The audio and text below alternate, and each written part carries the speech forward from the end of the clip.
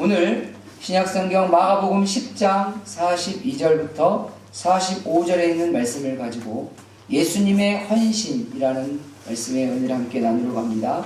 따라서 함께 해볼까요? 예수님의 헌신을 닮아가는 자는 예수님의 헌신을 닮아가는 자는 예수님의 심정을 깨닫게 된다. 예수님의 심정을 깨닫게 된다. 할렐루야. 우리가 누군가를 알아간다는 건 굉장히 중요합니다. 왜냐하면 알아야 삶의 다양한 모습들을 이해할 수 있고, 알아야 삶에서 더 나은 인생을 살아갈 수 있습니다. 모르면 이해가 안 되죠. 가끔 그러잖아요. 이 사람은 나를 정말 이해를 못하는 것 같아요. 그건 몰라서 그래요. 가끔 그런 경우 있죠. 이 사람은 아는데요. 성경에서 말하는 안다라는 건 지식적인 알을 말하는 것이 아닙니다. 히브리어로 야다라는 말인데 그건 경험적으로 아는 거예요. 아무리 글로 배우고 귀로 들어서 배워서 지식으로 축적이 됐다고 해서 그것을 실존에서 그게 나오지 않으면 실은 자기 것이 되어 있지 않습니다. 우리 교회 애들이 예전에 사이클, 자전거를 타는 애들이 있었어요. 예, 가끔 제가 요즘 물어보거든요. 요즘도 자전거 타냐? 아니요. 라고 하는데 예전에 한참. 그래서 뭐 국토순례, 그래서 뭐 여기 밑에서부터 저기 뭐 판문점 어디 막 하여간 내가 봤을 때는 통일이 되면 아우지탕까지 갈 판이야. 그래서 막 맨날 며칠을 자전거 페달을 밟고 가요. 자전거 타는 법을 대부분 다 처음에 배울 때 앉아서 자 지금부터 자전거 타는 법을 알려줄게. 자전거는 바퀴가 두 가지야. 그리고 앞에 있는 페달과 뒤쪽 바퀴하고 체인이 걸려 있어. 그래서 처음에 자전거에 딱 엉덩이를 안장에 얹히고, 그다음에 오른발을 네가 오른손 잡이면 오른발을 오른쪽 페달에 딱 올린 다음에 그 다음에 양쪽에 양손에 힘을 딱 주고 오른발에 힘을 딱 주면서 균형을 딱 잡으면 자전거를 탈 수 있어. 탈 수 있어요? 못 탑니다. 태워야 돼. 일단은 누군가가 잡아주고, 어렸을 때 딱 잡아주고 일단 태워요. 그 다음에 밀어줘요. 그 다음에 자 페달을 밟아봐. 페달 막 밟아요. 어느 정도 균형이 잡은 것 같으면 대부분 손을 놓습니다. 겁이 많은 애들은 손 놓지 말라고 하지만 그래야 배워요. 그러다 때로는 넘어지기도 하고 다시 또 이렇게 다시 시도해보고 그러면서 경험으로 알게 됩니다. 경험으로 알게 된 그 자전거 타는 법을 이제 자전거 전문기관 같은 데 가서 자전거 관리하는 법도 배우고, 때로는 자잘자잘한 수리하는 것도 배우고, 그것도 자전거를 잘 타는 법, 기어를 바꾸는 법, 언제 기어를 바꾸고 어떻게 하고, 넘어지면 이렇게 하고, 이 전문적인 교육을 좀 배우다 보면 더 나은 자전거를 타는 사람이 되어 갑니다. 경험으로 배울 때 그게 진짜 자기의 지식이 되는 거예요. 왜 그가 나를 이해를 못할까요? 경험으로 배우질 않았어요. 경험으로 지식이 되어 있지 않아요. 그냥 머리로만 이 사람 뭘 좋아해. 뭘 좋아하면, 예를 들어서 라면을 좋아하는 사람이 있어요. 같이 라면을 드셔야 돼요. 그러면 그 사람을 아는 겁니다. 그러다 보면 같이 먹다 보면 자기가 좋아하는 라면을 내가 사줬으니까 뭐라도 몇 마디로 하겠죠. 아무리 내성적인 사람도요, 자기가 좋아하는 사람을 사주면 두 마디를 합니다. 감사합니다. 고맙습니다. 물론 외향적인 사람은 밥 먹고 나올 때까지 계속 뭐라 해요. 그냥 뭐 사줄 줄을 몰랐는데 사줬다, 고맙다, 내가 이걸 좋아하는지 어떻게 알았을까, 오늘 내가 라면을 먹었더니 라면에 뭐가 들어. 라면 좋아하는 사람들은 라면에 뭐가 들었는지 이게 자세히 보거든요. 나는 라면 먹을 때 그냥 먹는데 라면 좋아하는 게 아니에요. 그냥 먹는 거예요. 라면을 좋아하는 사람은 이 라면에 뭐가 들었는지, 그리고 진짜 좋아하는 사람은 이게 신라면인지 진라면인지 진라면 순한 맛인지 압니다. 그거 어떻게 하냐고요? 좋아하니까. 좋아하면 알아요. 왜요? 좋아하면 그걸 많이 경험하거든요. 좋아해서 많이 경험하면 그걸 압니다. 알게 되면 그게 그 사람의 지식이 되고 삶이 되고 실존이 됩니다. 우리가 예수님을 안다는 게 뭘까요? 예수님을 닮아가는 경험을 통해서 예수님을 알아가게 되고, 예수님을 알아가다 보면 예수님의 마음을 압니다. 어린 시절에 부모님께 돈 달라고 하면, 물론 이제 안 그러신 분도 있지만 많은 분들은 이제 필요한 걸 달라고 하면 그래 라고 주기도 하고, 때로는 돈이 없으면 좀 기다려봐 라고 이렇게 하기도 하죠. 근데 그렇게 필요한 게 아니면 이게 왜 필요한데? 약간 날이 씁니다. 거기서 그러다가 속 때려 쓰면 그 다음부터 짜증을 내다가 나중에 한마디 합니다. 야, 니 돈 벌어봐. 저희 어머니가 가장 많이 했던 말씀이 땅 파봐라. 10원 하나 나오나. 네. 요즘 애들한테 10원 하나 나오나 보면 그거 싫다고 그래요. 옛날에 10원의 가치와 지금의 10원의 가치가 너무 다르잖아요. 그런 얘기들을 많이 하셨어요. 돈의 가치를 잘 몰라요. 안다고요? 머리로만 알아요. 돈의 가치를 언제 알고요? 돈을 벌어보면 압니다. 직장 생활하고 아니면 알바를 해보고 돈을 벌다 보면 돈의 가치를 알고, 그러다가 살아가면서 돈의 무서움도 알게 되고, 돈에 대한 즐거움도 알고 기쁨도 알고, 뭘 통해서? 경험을 통해서 알게 됩니다. 삶이라는 건 경험하지 않는 건 진짜 아는 게 아니에요. 우리가 진짜 예수님을 알아간다는 건 예수님을 닮아가는 그 과정을 통해서 예수님을 알아가게 되고 예수님의 심정을 알아가게 돼요. 청년들, 특히 취직한 청년들, 뭐 처음엔 잘 그런 말 하지 않다가 조금 이제 직장에서 좀 힘들고, 때는 직장에서 이렇게 여러 가지 갈등이 있고 막 이러다 보면 이런저런 얘기를 하다 보면 반드시 나오는 말 중에 한 가지가 있어요. 우리 엄마 아빠는 어떻게 그렇게 직장 사는지 모르겠다 라고 이렇게 합니다. 그것은 딴 거 없어. 니들 먹여 살리려고 그렇게 한 거야. 근데 니들은 지금 먹여 살릴 애들이 없으니까 이렇게 하면 그만둘까? 저렇게 하면 그만둘까? 이렇게 벨벨 생각이 많지만, 먹여 살릴 가정이 있으면 때로는 그만두고 싶으면 골백골 오르락내리락 해도 때로는 생각을 많이 하게 되니까 멈추게 된다. 왜? 내가 부양해야 될 자들이 있으니까. 그래서 일종의 책임감 같은 거겠죠. 주님을 닮아가다 보면 십자가를 지신 주님의 심정을 알아가게 됩니다. 그 사람의 심정을 알고 싶으세요? 경험으로 그 사람과 함께 해보세요. 같이 밥도 먹어보고 차도 마셔보고 대화도 해보고 이것도 해보고 저것도 해보고. 가만히 쳐다본다고 해서 해결된 게 아니에요. 아내를 이해하고 싶으십니까? 밥을 한번 해보세요. 예전에 어느 분이 그러더라고요. 그 밥하는 게 어디냐고. 해봐. 어디서 그런 위험한 말을. 빨리 아무거나 하냐고. 그냥 누르면 되는 거 아니에요. 진짜 보내봐요. 아마 세탁기 사용법도 모를걸요? 예전에 어느 분이 저한테 그랬어요. 집에 뭐 어떻게 해가 너무 감사하게 건조기가 생겼대요. 여성들의 로망이 건조기라며요. 전 잘 몰랐어요. 저는 경험을 안 해봐서 그런지 잘 몰랐는데, 건조기 들어오니까 신세계가 펼쳐졌다고 그 얘기를 합니다. 하루는 남편이 이거 뭐 아무나 하는 거 아니야? 그래서 그러라고.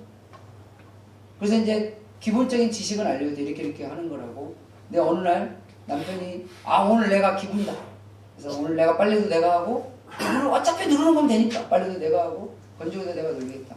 그러라고. 면티가 어떻게 됐을까요? 요 얘기 나오는데 웃으신 분들은 건조기를 돌려보신 분들입니다. 요 얘기가 나오는데 뭔 얘기인지를 모르면 건조기를 안 돌려보신 분들입니다. 사전 지식 없이 면티를 건조기에 넣으면 그 다음부터는 유아복이 될 수도 있습니다. 왜 그런지는 건조기한테 물어보세요. 머리로 하는 것이 아니라 경험으로 알게 되는 거죠. 그러면서 우리는 가까이 있는 사람들을 알아요. 뭘 도움을 줘봤어요. 같이 도와주기도 하고 어떤 활동도 해보고 같이 함께 해봤어요. 그를 이해하지. 빨래 한번 해본 적이 없고 설거지 한번 해본 적이 없고 밥 한번 해본 적이 없는데 아내를 어떻게 이해하겠어요? 남편을 이해하기를 원하세요? 직장생활 한번 해보세요. 그 온갖 세상 말하면 구사리를 먹고 때로는 억울한 일도 당하고 그러면서 이런 직장생활을 이렇게 하는구나. 그래 하다 보면 근데 이제 이런 건 있죠. 직장생활도 하고 가정 살림도 하면 나는 뭐가 되냐? 우리는 그런 사람들 전천후라고 합니다. 대단하세요. 정말 존경받아 합당하신 분들입니다.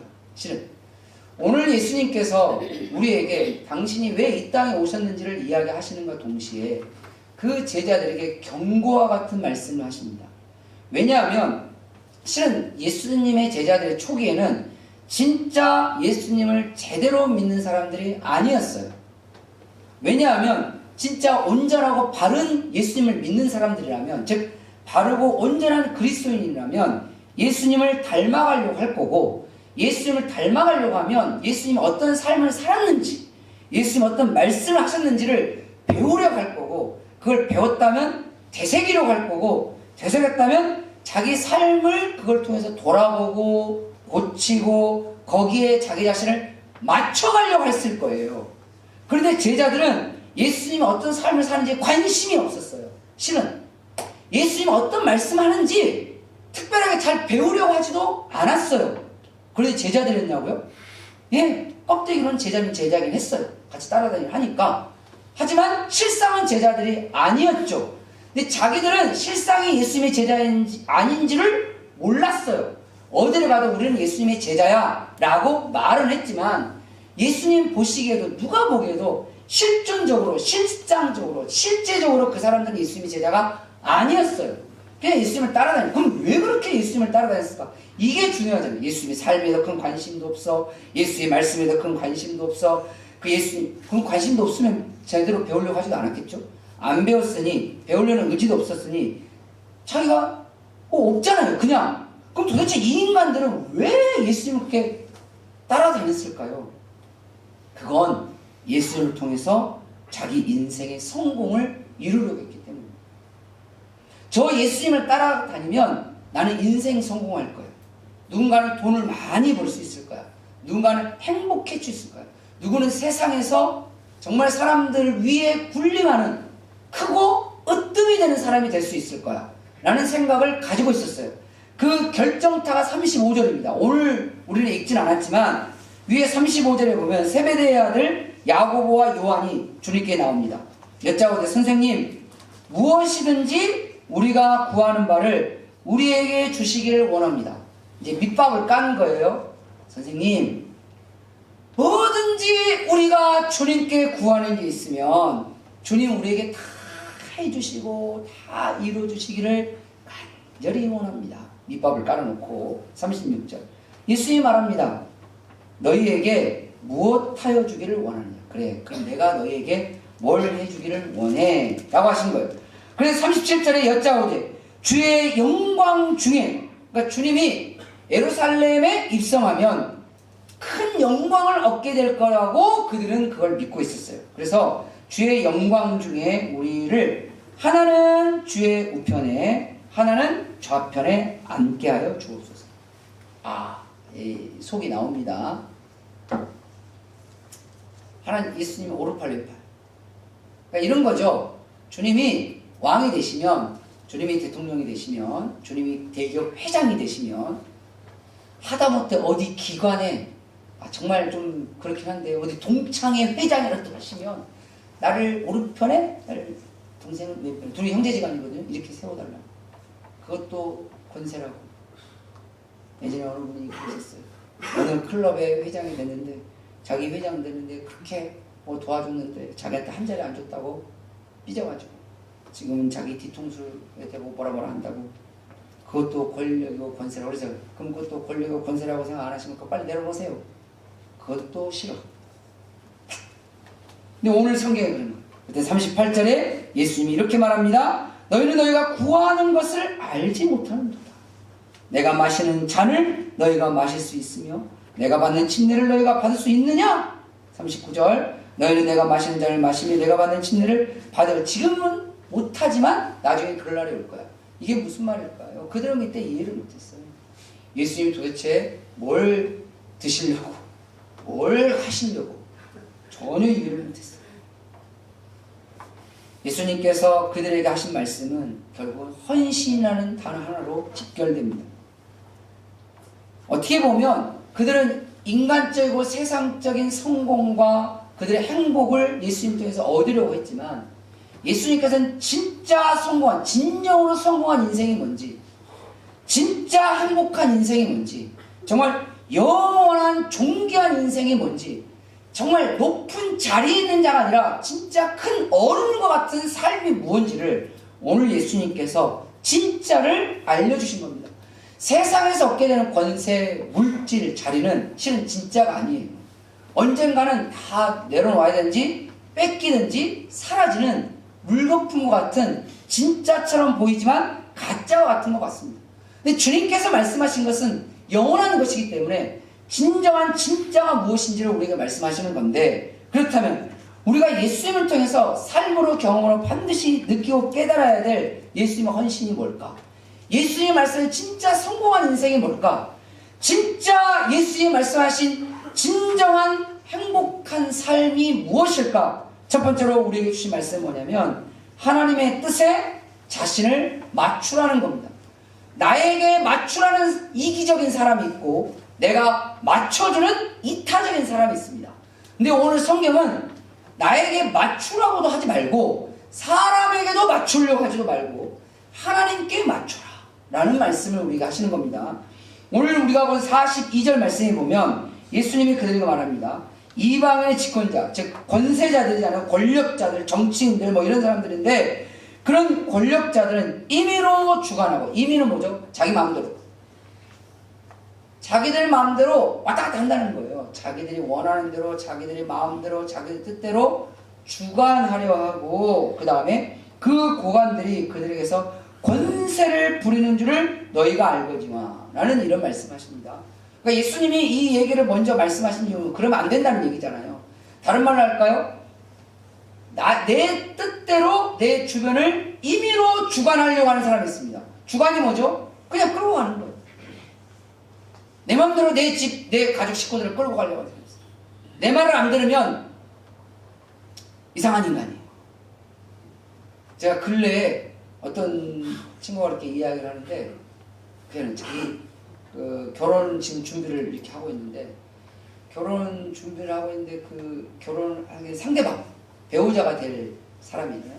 그 배우자가 될 사람이 자기 주관이 너무 강해가지고 자기 생각과 벗어나는 말을 하거나 행동을 하거나 선택을 하면 그렇게 뭐라고 한대요. 그래서 제가 딱 한마디 했어요.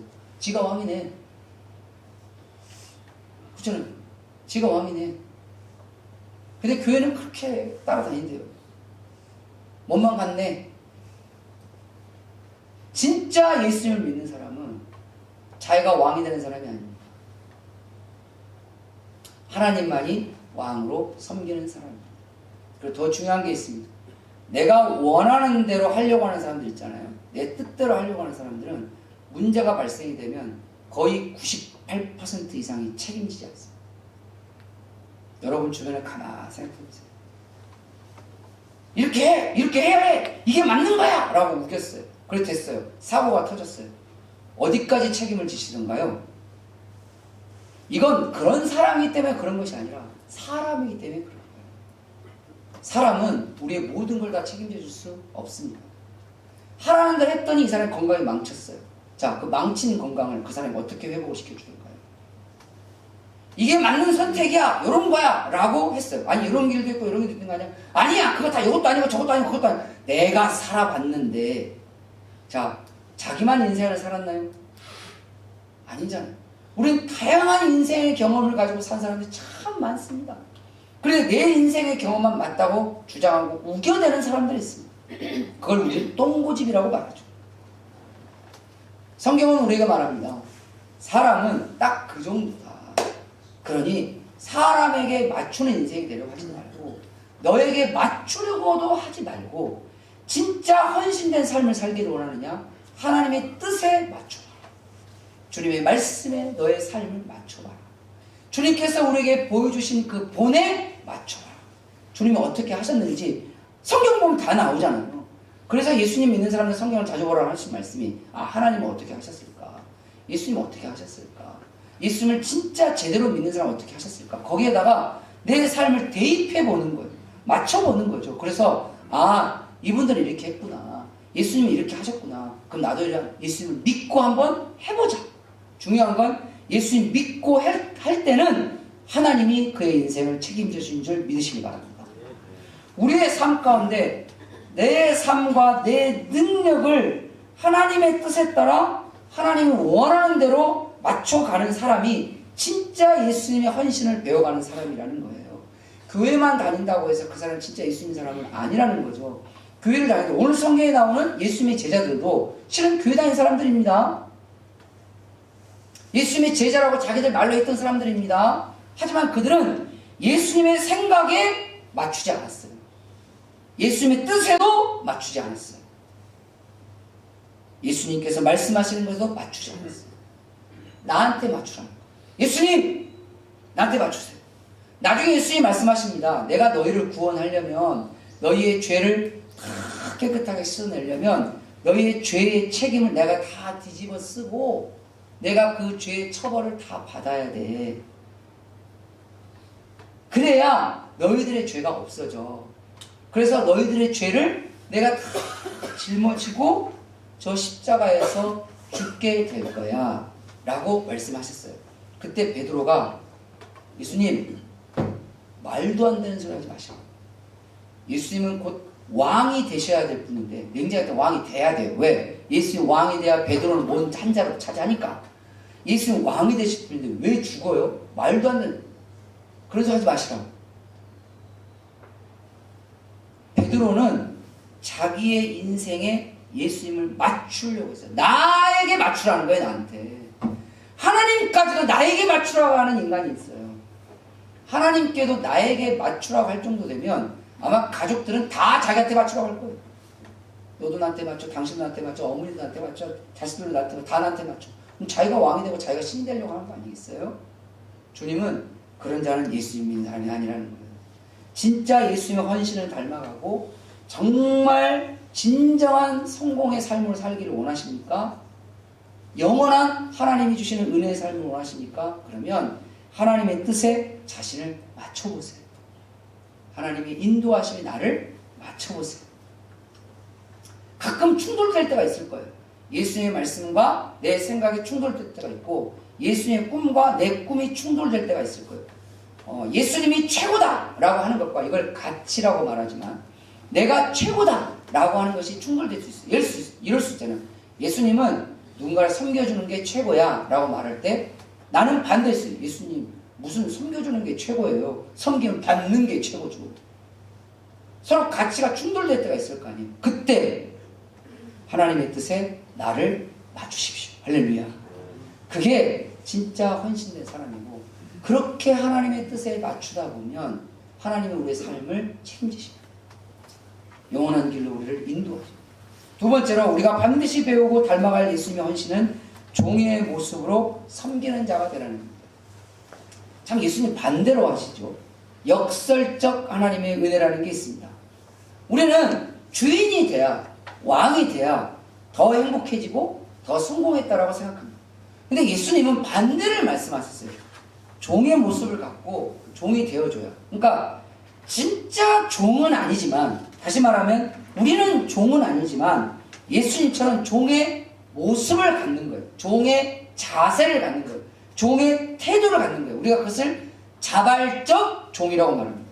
종은 실은 자발적으로 종된 사람은 거의 없어요. 거의 없어요. 있긴 있어요. 가끔 내가 엄청 주군으로 섬기는 그런, 요즘도 그런 분들이 있어요. 정치인들 주변에 가끔 있습니다. 가끔 있어요. 다 그러진 않아요. 다들 자기 속내들이 다 있긴 해요. 있는데 진짜 순수하게 저분을 내 주군으로, 진짜 저분이 정말 우리나라의 등불과 같다고 막 신앙처럼 막 이렇게 떠받드신 분들이 있더라고요. 제가 깜짝 놀랐어요. 대부분의 그 양반들 주변에는 다 뭔가를 이렇게 욕심과 원하는 걸 가지고 가는데 가끔 진짜 순수하게 막 하시는 분들 있다고요. 그래서 그분 망하면 같이 망하더라고. 인생이. 너무 안타까운데 오늘 말씀은 이거죠. 자발적으로 종의 자세와 태도를 가진 사람, 그런 사람을 섬기는 사람이라고 성경은 말합니다. 오늘 43절에 보면 너희 중에 그렇지 않을지니 너희 중에 누구든지 크고자 하면 너희를 섬기는 자가 되고 누구든지 으뜸이 되고자 하는 자는 모든 사람이 종이 되어야 하리라. 인자는 예수님이 당신을 겸손하게 칭할 때 부르는 건데, 인자가 온 것은 섬김을 받으라 함이 아니고 도리어 섬기라 하고자 했다. 빌립보서 2장 말씀에 보면 예수님이 종의 형체가 됐다. 기억하셔야 될 게 있습니다. 종이 된 사람이 있고 종이 된 사람이 있고, 그건 수동태. 종이 되어주는 사람이 있습니다. 가정에서 보면 보이지 않는 권력 구도가 있어요. 자, 우리 교회들에 가끔 이렇게 넌지시 물어보면 집집마다 보이지 않는 권력 구도가 있어요. 그래서 아빠의 말이 더 강한 집이 있고 엄마의 말이 더 강한 집이 있어요. 대놓고 강한 집이 있고 은근히 강한 집이 있어요. 근데 평균치를 보면 나이가 많아질수록 여자의 권력이 세지더라고요. 모르겠어요. 20대 때는 20대 30대 때는 남자들의 권력이 더 셌어요. 자기가 말하면 집이 다 돼. 아내가 뭐라고 한마디로 딱 제압이 돼. 한마디로 제압이 됐는데 누가 그래요? 40대 가니까 아내가 한마디로 제압이 안 되더래요. 이때부터 권력이 균열해 가기 시작한 거예요. 근데 이 얘기를 듣는데 아 목사님 우리 집은 30대부터 했어요. 그러면 틀렸어요. 그럼 회복 불가. 40대 균열이 오면 50대 딱 넘어가잖아요. 그다음부터는 이제 바뀝니다. 남편이 막 뭐라고 해도 아내는 안다는 거지. 나 네 경험해봐. 다 20년 살아와서 경험해봐. 나 알아. 그리고 다 있습니다. 그리고 한 방 날립니다. 근데 어느 순간 보면 아내가 원하는 대로 가고 있어요. 이게 50대 후반, 60대 초반. 이제 권력 구도가 뒤집혀 있는 상황입니다. 그런데 가만 보면 이게 아내의 말이 너무 싫어. 불편해. 그런데 어쩔 수 없어서 종이 되어진 사람이 있어요. 수동태. 너무 불쌍해. 그런데 아내가 원하는 대로 집에 가. 그런데 남편이 괜찮아요. 이럴 때 저도 괜찮아요. 아내가 원하는 대로 하면 되죠. 그거 아내가 원하는 대로 다 해. 이건 알아서 종이 되어주시는 분이 있어. 여러분은 종이 됐습니까? 되어주는 겁니까? 근데 참 은혜로운 집안은 뭐냐면 아내가 남편의 종이 되어주고 남편이 아내의 종이 되어주는 가정이 있습니다. 이것은 사랑하면 가능합니다. 누가 그러더라고요. 그게 어떻게 가능하냐고. 네, 가능합니다. 이해가 안 되신다고요? 여러분 경험을 안 해봐서 그래요. 그런 집이 있냐고요? 있어요. 근데 왜 의심이 되냐고요? 안 해봐서 그래요. 아, 우리 집은 그만큼 사랑이 바닥인가 봐요. 정답입니다. 사랑이 높아지면 종이 되어져요. 섬기고 싶어져요. 해주고 싶어요. 예전에 어느 남자 집사님이 저한테 그런 거예요. 자기는 꼬들빼기 김치를 그렇게 좋아한대요. 어렸을 때부터 어머니가 꼬들빼기 김치, 전라도 분들 다 아시죠? 네. 여기 전라도잖아요. 맞죠? 네, 전라도입니다. 꼬들빼기를 그렇게 좋아해요. 어렸을 때 어머니가 그걸 그렇게 많이 하셨대요. 그래서 가족 식구들이 좋아하니까 꼬들빼기를 또 이렇게 키우셨대요. 어렸을 때부터. 키워서 그래서 해서 꼬들빼기 김치를 했대요. 근데 결혼을 했는데 여자가 서울 사람이야. 꼬들빼기 김치를 태어나서 지금까지 한 번도 본 적이 없어요. 꼬들빼기를 딱 보자마자 이게 인삼이야, 도라지야, 더덕이야? 이게 이제 질문이었어요. 그러니까 인삼도 아니고 더덕도 아니고 도라지도 아니고 꼬들빼기야. 그게 뭐야? 이제 설명을 해야 되잖아요. 설명. 이 설명이 필요하면 그 다음부터 죽을 때까지 꼬들빼기 김치 얻어먹을 길을 틀렸어요. 그렇잖아요. 모르는데 먹어본 적도 없잖아요. 그래서 그걸 설득을 시키기 위해서 어머니의 꼬들빼기 김치, 맛있는 꼬들빼기 김치를 받아다가 자기가 평생 잘못하면 못 얻어먹을 것 같다라는 판단 때문에 이걸 먹이려고 해서 아내한테 드렸어요. 아내가 저기 딱 먹더니 이걸 누가 먹는 거예요? 이 쓰고 쌉쌀하고 뭔가 약간 그런 거. 김치를 먹는 게 아니라 약을 먹는 것 같다. 이게 서울 아가씨의, 아가씨는 아니지, 미국은 이제 서울 세댁이 한 말이었어요. 제가 물어봤어요. 지금은 그러면 어떻게 되셨어요? 목사님, 저 꼬들빼기 사 먹습니다. 그리고 우리 집에 저만 먹습니다. 아무도 먹잖아요. 근데 가만히 얘기를 들어보니까 이게 꼬들빼기 하나 끝난 게 아니었어요. 홍어도 끝났어요. 그것만 끝난 게 아니에요. 서울 여자들은 김치에 젓갈을 안 넣더래요. 여기서 현타가 온 거예요, 이분이. 그러니 그분 입장의 말씀대로 개신심이한 김치를 이제는 먹고 살아야 되는 운명에 빠진 거예요.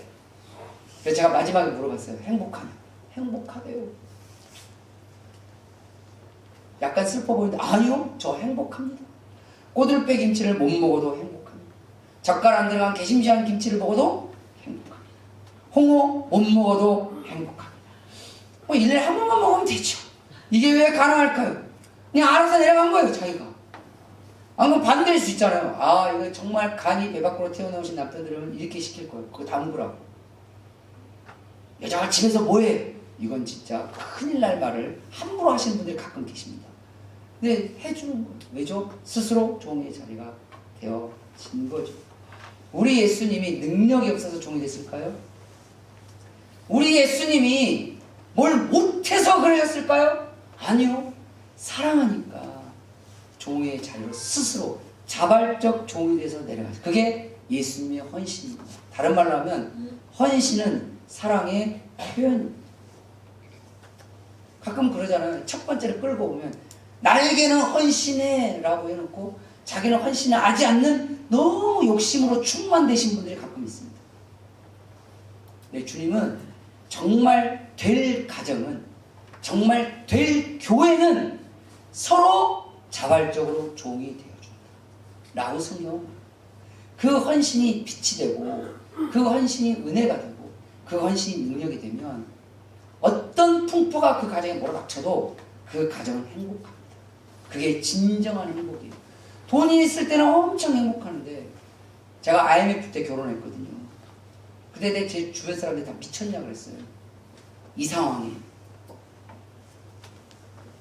사랑하면 해요. 미친놈이라고 해도 해요. 하게 되더라고요. 근데 그때 실질적으로 막 힘든 게 되게 많았어요. 근데 그때 신문에 보면 가장 많이 나오는 게 뭐냐, 이혼에 대한 이야기가 되게 많이 나왔어요. 경제적으로 힘들어지게 되니까 국가적으로 이건 어떻게 자기가 할 수 없는 노릇이잖아요. 요즘 여수가 그래요. 남편들의 경제력이 없어지기 시작하고 힘들어지니까 얼마 전에 제가 지역 멀리 이렇게 보다가 제가 깜짝 놀랐어요. 우리나라에 석유화학하는 공단이 몇 군데가 있대요. 근데 어느 기관에서 그걸 연구를 하셨나 봐요. 2년 전부터, 어려질 때부터 추적을 했더니 그 지역의 이혼율이 자그마치 3배가 올라갔대요. 경제력이 있을 때는 행복해요. 근데 그건 진짜 행복이 아닙니다. 가짜예요. 진짜를 가져요. 그럼 언제가 진짜가 될까요? 어려운 경제력이 없어졌을 때에도 여전히 서로 종이 되어주는 가정은 진짜 행복할 수 있습니다. 주님이 말씀하신 성공은 거기에 있는 거예요. 헌신은 자발적일 때 진짜 헌신이지 당하는 건 헌신이 아니에요. 어쩔 수 없어서 헌신하는 그건 헌신이 아니라니까요. 어쩔 수 없어 하는 것은 그냥 일이에요. 종업원이라고 가정생활을 알바처럼 하시는 분도 있어요.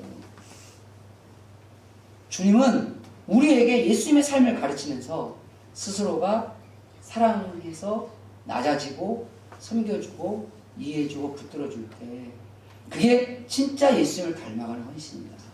그 헌신이 살아있으면 너의 가정과 삶이 진짜 행복해질 거야. 그게 천국이다. 우리가 말씀하신 겁니다. 세 번째로 우리가 반드시 배워야 할 예수님의 헌신은 자신의 소유를 통해서 헌신하라는 거예요.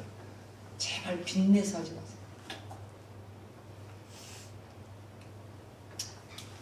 빚내서 헌금하지 마시고 빚내서 누굴 섬기지 마시고 빚내서 하지 마세요. 있는 것 안에서 하세요. 예전에 어느 분이 그러고 너무 하고 싶대요. 그러면 분할로 하든가. 생각해 보세요. 우리 하나님이 뭘 받으실 때 우리가 빚내가면서 했다 그러면 하나님이 좋아하시겠어요?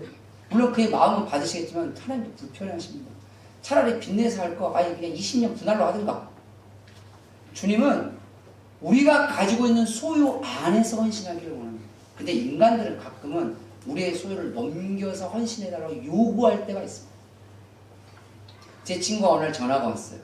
동생이 돈 좀 빌려달라고 전화가 왔대요. 근데 제 친구 삶이 그렇게 넉넉하지는 않아요.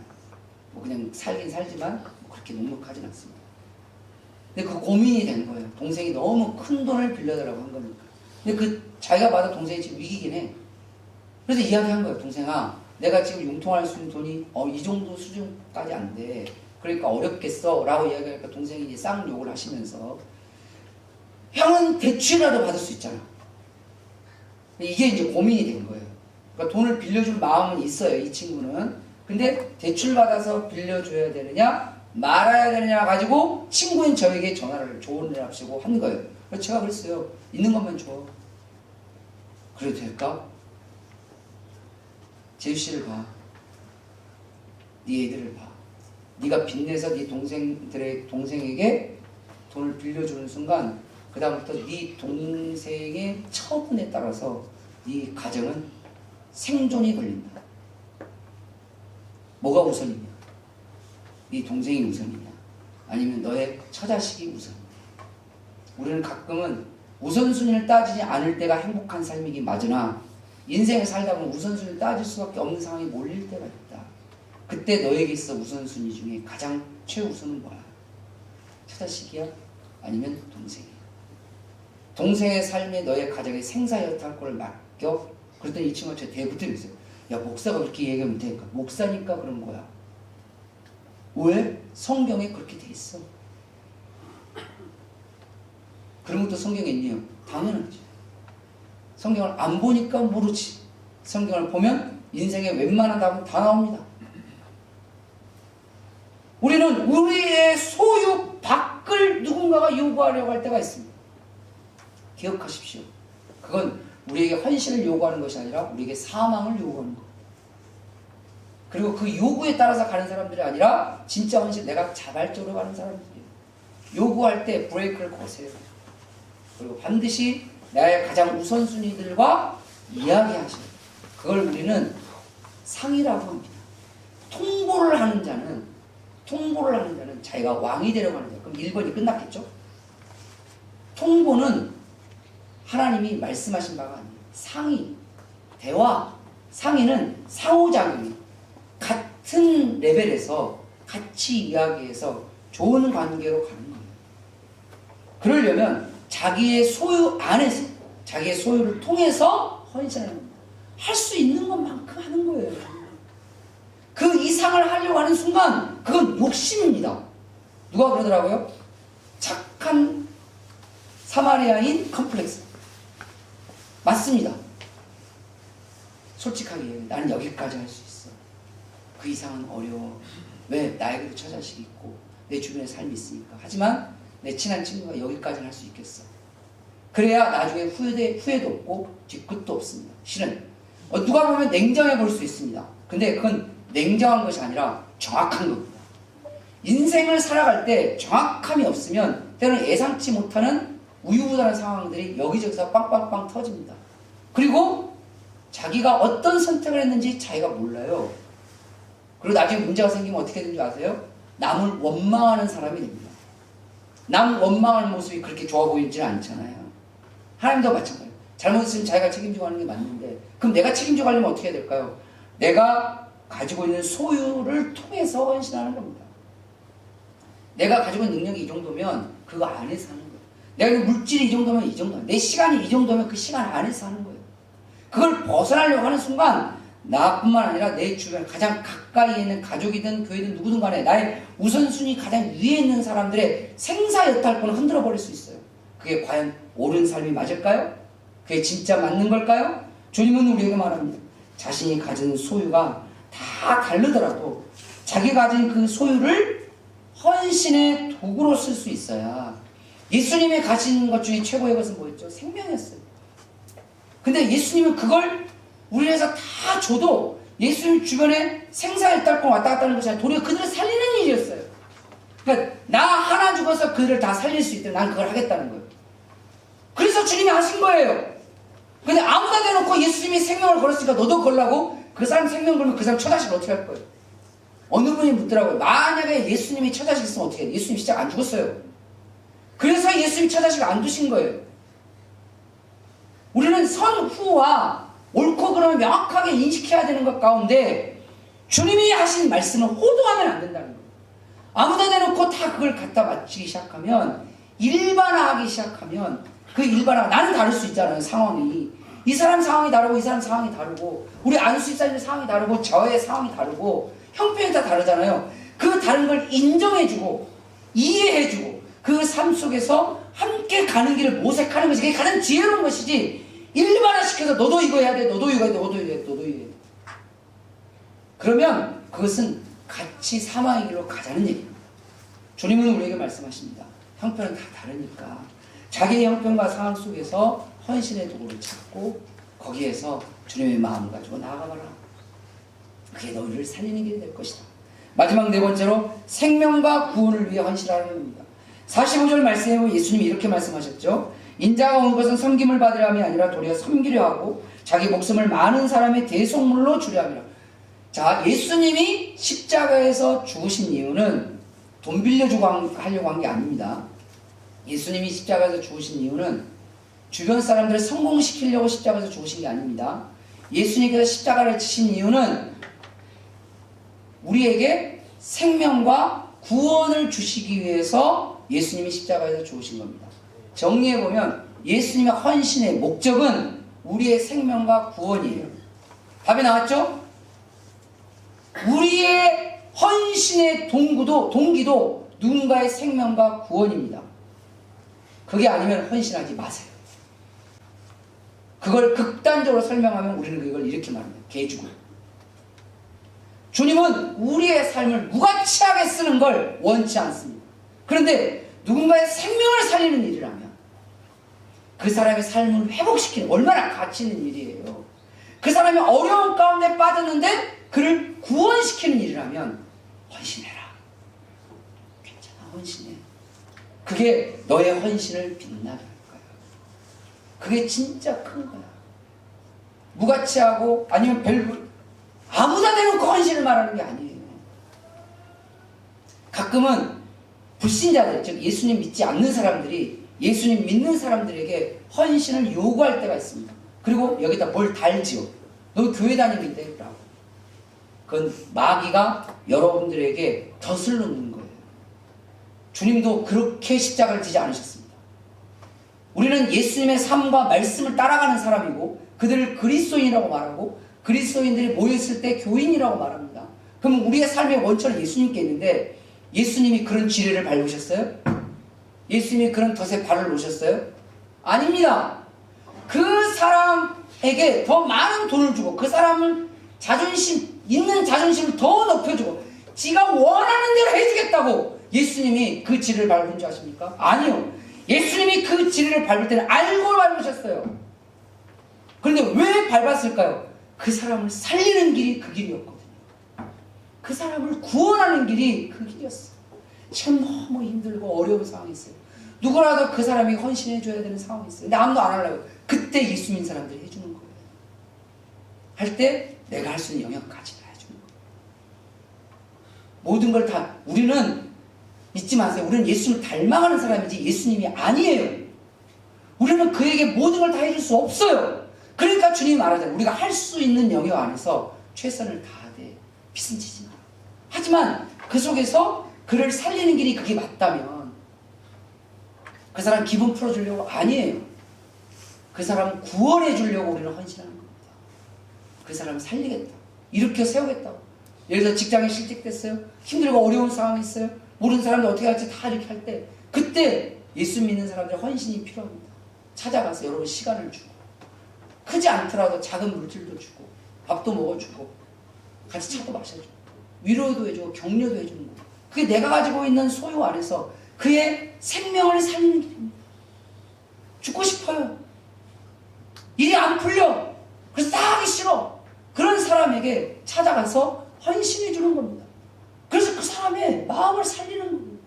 그 삶이 회복할 수 있다는 희망을 주는 거예요. 그게 그에게 생명이고 그게 구원이잖아요. 주님은 그래라고 헌신하는 거지. 그러지 않는 사람들에게 자기가 좀 불편하니까 아니면 더 많은 걸 얻으려고 너 나한테 좀 희생 좀 해. 이건 여러분들 앞에 덫을 놓는 겁니다. 그건 지뢰를 놓는 겁니다. 우리의 헌신이 아니더라도 그 사람들 가요. 싫은. 주님은 우리에게 지금도 말합니다. 헌신이 어려운 거 맞죠? 하지만 예수님을 사랑해보세요. 그리고 여러분 주변 사람들을 한번 사랑해보세요. 그리고 천국을 사랑해보세요. 이 땅의 것 말고 하나님의 나라의 것을 사랑해보세요. 그러면 헌신이 의외로 기쁩니다. 때로 내가 희생할 때도 그게 보람이 됩니다. 정말 그 사람을 사랑하면 그 사람을 위해서 헌신했던 게 보람이 기쁨이 됩니다. 누구는 그래요. 그 사람 사랑해서 해줬는데 가끔 뒤통수를 맞을 때도 있죠. 근데 진짜 사랑해서 하면 나중에 후회는 없어요. 그건 후회는 없어요. 뭐 어떻게 하든지 말든지 그건 본인이 책임질 거 하나님이 두드려 패든지 말든지 알아서 하실 거니까. 그러나 나는 나에게 주어진 삶에서 진짜 사랑하는 마음으로 헌신했거든요. 예수님 사랑하는 마음으로 천국의 소망을 가지고 살았거든요. 그러면 주님이 다 아십니다. 주님은 다 아세요. 누군가의 이익과 욕심을 채우자고 하는 게 헌신이 아니에요. 나의 이익이나 나의 욕심이든 누구 다른 사람의 이익이든 다른 사람의 욕심을 위해서 채워가는 삶이 헌신이 아니라 하나님은 말 그대로 우리 안에서 생명과 구원을 주십니다. 그리고 사랑의 마음을 가지고 하나님과 내가 속한 공동체를 향한 헌신이 진짜 참된 인생이 된 줄 믿으시길 바랍니다. 하나님 나라는 영원히 기억될 오늘 예수님이 말씀하신 것처럼 진짜 큰 자, 큰 어른과 같은 존귀한 인생이 될 것입니다. 예수님의 헌신을 닮아 하나님 나라에서 진정으로 큰 자가 되시기를 주님의 이름으로 축원합니다. 기도하겠습니다.